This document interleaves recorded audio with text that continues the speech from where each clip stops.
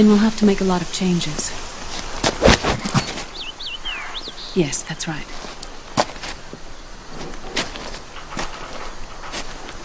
We'll need another go at it.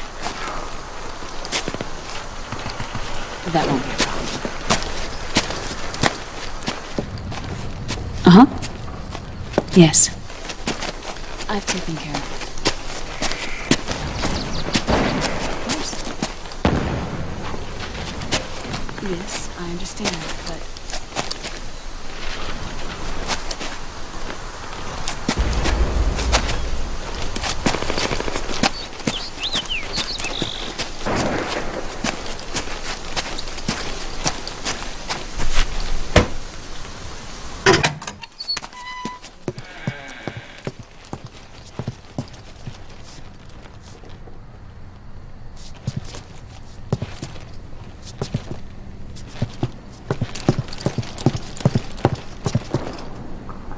Yes, the next test.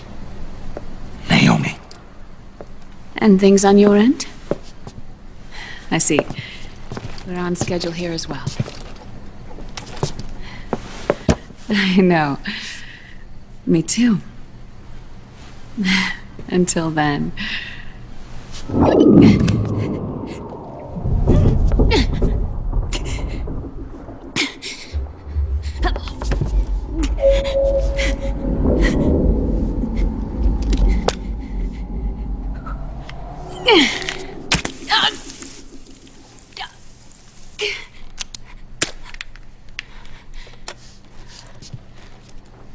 Naomi.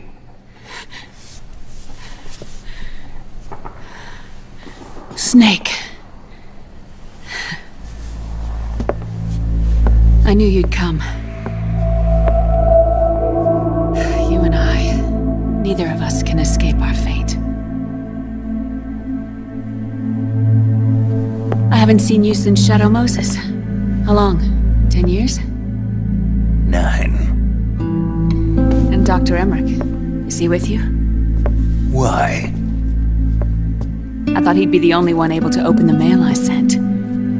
Not many people could recognize 4D sound data in a Soliton radar file. How is the good doctor?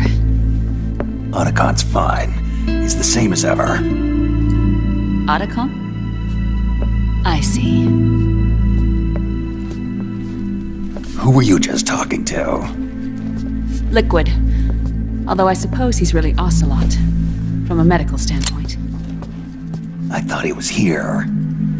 He's not, at the moment.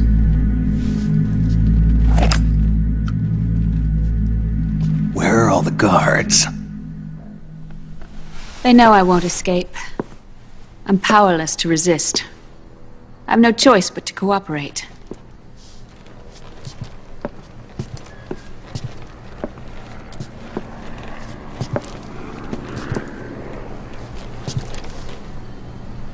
Naomi. What happened in the Middle East? What you saw was the soldiers' emotions run amok. Another product of the system?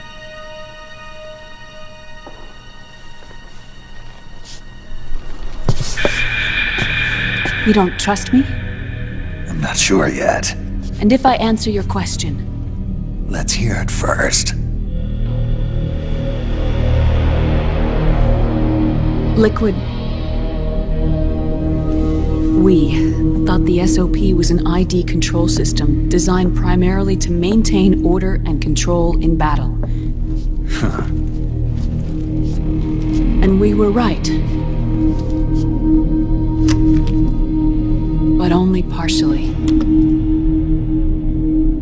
SOP had another function. To control people's senses.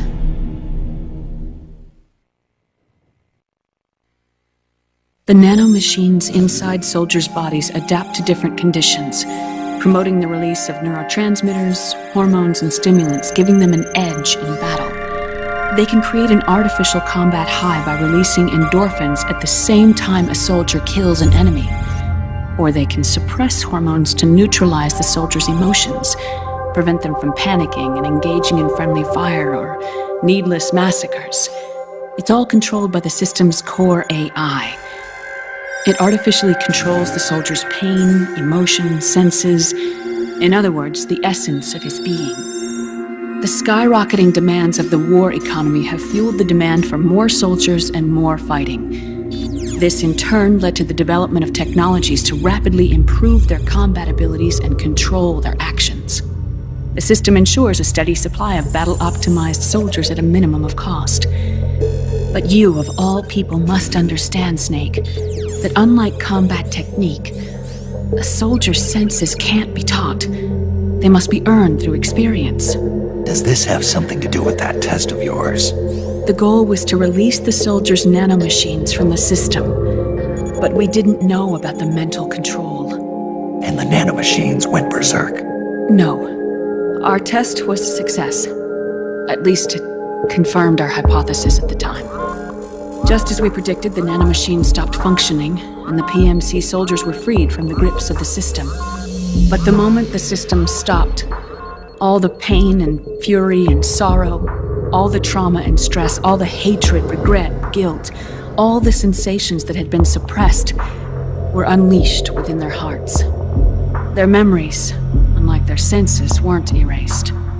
Each enemy soldier they'd killed, each lost comrade, each threat of violence against the innocent, every act of war they'd committed was etched firmly in their hearts. In suppressing the user's mind, the nanomachines exact a heavy burden on his heart. The user's body rejects the nanomachines. This reaction must then be suppressed with drugs. Before the user knows it, his mind is in complete shambles. Snake. Remember Frank? Frank Yeager. Gray Fox. They twisted his body for their experiments and nullified his broken heart with nanomachines. SOP has taken it even further and applied it to living human beings. The sins of war these soldiers carried inside them returned to assault them in the form of unimaginable shell shock. The meaning in the system may have changed, but the battlefield hasn't. Until that point, war was like a game to them. And then suddenly, reality came crashing down.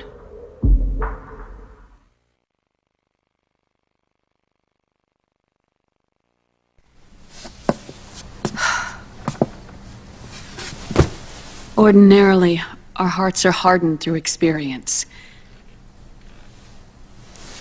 Even the most grizzled veterans live with an inescapable guilt they've had to overcome bit by bit through the years. And even then, it never truly goes away. For a mind lacking that essential experience, it was simply too much to bear.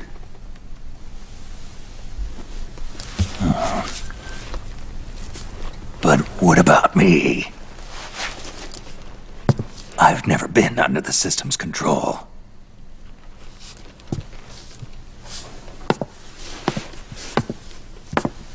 That's why I want to examine your body.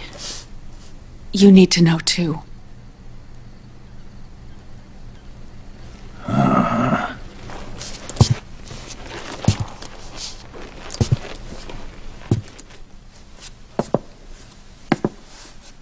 All right, Snake. Undress. Snake, what's gotten into you? Hurry up.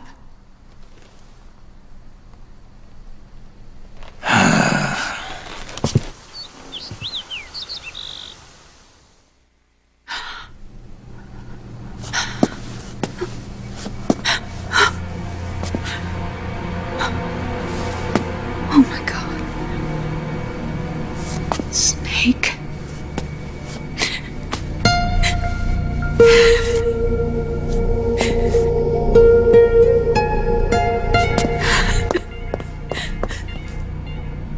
All right, let's just get this over with.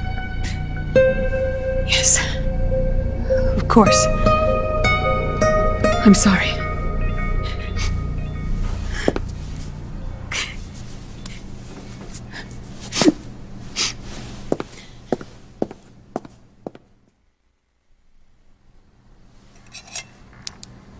Snake, do you remember what I told you in my video mail about the first generation of nanomachines?